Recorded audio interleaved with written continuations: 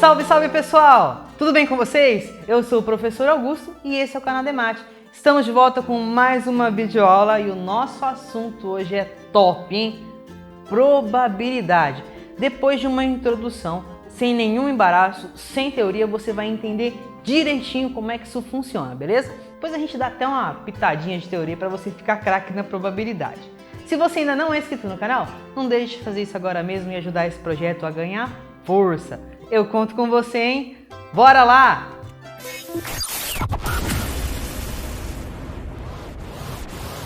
Bom, para início de conversa, nós vamos abordar a probabilidade de um jeito bem prático e simples assim, ignorando um pouco aí a teoria, tá bom? Então vamos lá, ó.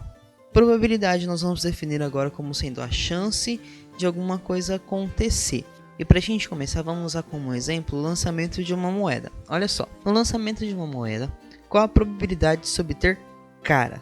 Para fazer esse cálculo, nós vamos definir a probabilidade como sendo uma fração, em que o numerador, o númerozinho de cima, é sempre o número de casos favoráveis e o denominador, que é o númerozinho de baixo, é sempre o número total de casos. Entendeu?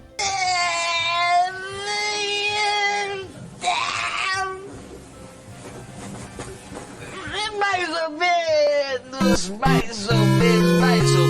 Ah, então vamos fazer aqui direitinho. Olha só, a probabilidade de sair cara. Eu escrevi assim, P entre parênteses cara. Já coloquei até o tracinho da fração aqui.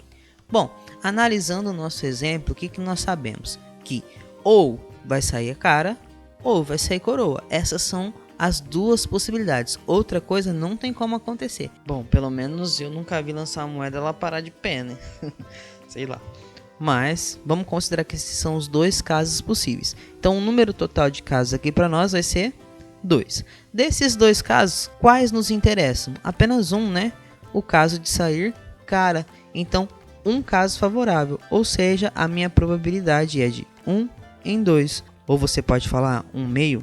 Ou ainda é comum a gente tratar a probabilidade como número decimal ou porcentagem. Se você fizer a equivalência aqui, 1/2 é equivalente a 0,5, que também é equivalente a 50%. Se você não sabe fazer esses cálculos de transformar fração em número decimal, ou em porcentagem, ou número decimal em porcentagem, tá aparecendo num cardzinho aí uma aula super top que você vai entender direitinho como é que faz esses cálculos, beleza?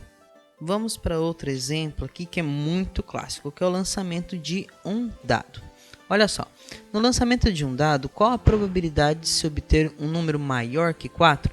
Então veja só, quando você lança um dado, tudo que pode acontecer é sair 1, ou 2, ou 3, ou 4, ou 5, ou 6, certo? A gente está falando aqui de um dado comum, beleza? Muito bem, então o total de casos possíveis são 6 casos, né? Agora, quantos desses me interessam, que são maiores que 4? O 5 e o 6, né? Então eu tenho 2 casos favoráveis, então eu coloco lá em cima da fração. Então a probabilidade é de 2 em 6, ou 2/6. Se você simplificar essa fração aqui, como os dois números são pares, né? Dá para simplificar por 2 em cima e por 2 embaixo. 2 dividido por 2, 1. 6 dividido por 2, 3. Então essa probabilidade aí é de 1/3. Transformando isso em número decimal, nós vamos obter aproximadamente 0,33, né? Essa é uma dízima periódica, fica 0,333333, por isso que eu coloquei o aproximado aí para 0,33. E aí, transformando isso em porcentagem, equivale a aproximadamente 33%. Coisa linda? Agora vamos para uma pitadinha de teoria só para não passar em branco, tá bom? Então nós definimos lá atrás que probabilidade é a chance de algo acontecer. Mas acontecer de qualquer jeito? Não. Acontecer num experimento aleatório.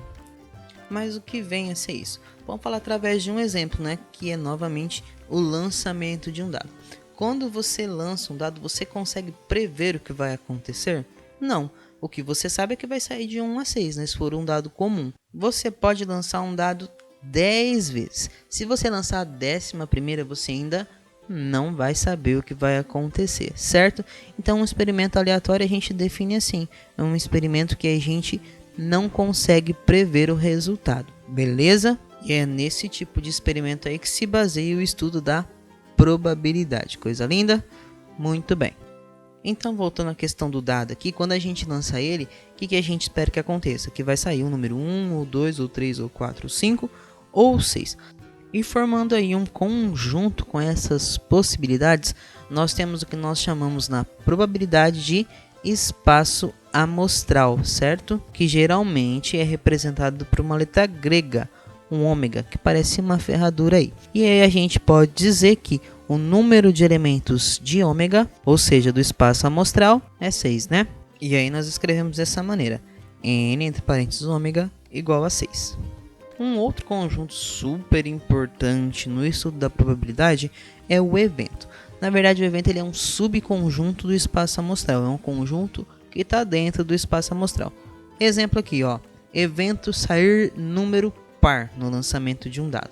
Bom, dos números que nós temos no dado, quais deles são pares? O 2, o 4 ou o 6, certo? E aí com esses números nós formamos um conjunto que chamamos de evento. E aí no caso desse nosso evento em particular, ele tem 3 elementos, beleza? A partir disso nós definimos a probabilidade da seguinte maneira: a probabilidade sempre é um número de elementos do evento sobre um número de elementos do espaço amostral. Veja como fica aqui, vou calcular a probabilidade de sair um número par no lançamento de um dado. Então, são 3 números pares num total de 6 números. E aí, simplificando essa fração por 3, vou chegar a 1 meio, que equivale, como nós já vimos, a 0,5 ou 50%. Falando um pouquinho mais de teoria aí, nós vamos classificar os eventos. Nós temos 2 tipos aqui: o evento impossível e o evento certo. Os nomes falam por si só, mas vamos estudar aqui cada caso, tá? Então, para o evento impossível, olha só. No lançamento de um dado, eu quero obter um número maior que 6. A probabilidade, então, de se obter um número maior que 6 vai ser, olha só, como a gente já viu, o espaço amostral tá lá, né? Tem 6 elementos, 1, 2, 3, 4, 5, 6. Então, o denominador da nossa fração com certeza é 6, que é o total de possibilidades, né? Agora, e o evento aqui? Quantos desses números do dado são maiores que 6? Ninguém, né? Então a gente sabe que o número de elementos do evento é 0. Ou seja, eu tenho uma chance 0 de um total de 6. E isso equivale em número a 0 ou em porcentagem a 0%. Então um evento é impossível quando ele tem 0% de chance de acontecer. Já o evento certo, vamos por um exemplo aqui, ó. Obter um número menor que 7 no lançamento de um dado. Então nós temos novamente aqui o espaço amostral, coisa linda, ou seja, o denominador da nossa fração é 6, e o nosso evento. Desses números aí do espaço amostral, quais são menores que 7? Todos, né? Então o nosso evento tem 6 elementos também. Então existem 6 chances de um total de 6. 6 sextos equivale aí a 1 inteiro, que também equivale a 100%. Então um evento certo é aquele que a gente tem certeza que vai acontecer. Tem 100% de chance, beleza? Muito bem, daqui a gente consegue tirar algumas coisas. Se você reparar, a probabilidade do impossível até o certo vai de 0 até 1. E a porcentagem também do impossível até o certo vai de 0% a 100%. Então não existe esse negócio de falar, eu tenho 110% de certeza que vai acontecer tal coisa. Probabilidade é no máximo até 1 ou até 100%, beleza? Vamos agora para uma situação problema, olha só. No jogo de xadrez, cada jogador movimenta as peças de uma cor, brancas ou pretas. Cada jogador dispõe de 8 peões, 2 torres, 2 cavalos, 2 bispos, 1 rei e uma rainha. Escolhendo ao acaso uma peça preta, qual a probabilidade de se escolher uma torre? Muito bem, vamos lá. Primeiramente a gente tem que entender que essa é uma situação problema em que nós podemos aplicar a teoria da probabilidade. Por quê? A peça está sendo escolhida ao acaso. Isso significa que esse é um experimento aleatório. E aí agora a gente já sabe que a probabilidade sempre é o número de elementos do evento sobre o número de elementos do espaço amostral, ou ainda de maneira mais simples, o número de casos favoráveis sobre o número total de casos. Então a gente vai usar isso a nosso favor aqui para resolver esse exercício, beleza? Analisando o enunciado, nós podemos notar que foi escolhida uma peça preta. Isso quer dizer que nós vamos considerar as peças de apenas um jogador, porque nós já sabemos que ela é preta.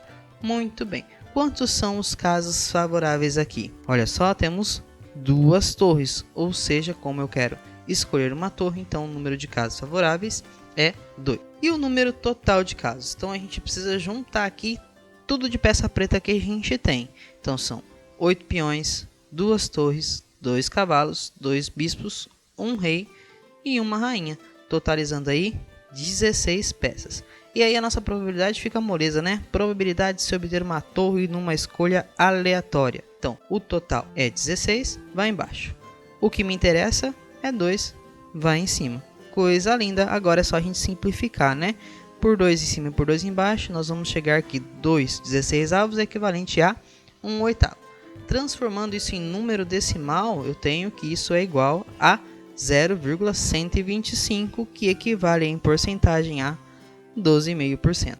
Moleza demais, hein? Coisa linda então, pessoal! Espero que vocês tenham curtido e aprendido muito. Não vai embora sem deixar seu like, hein? Eu conto com você. Bons estudos, coragem, ânimo e até mais!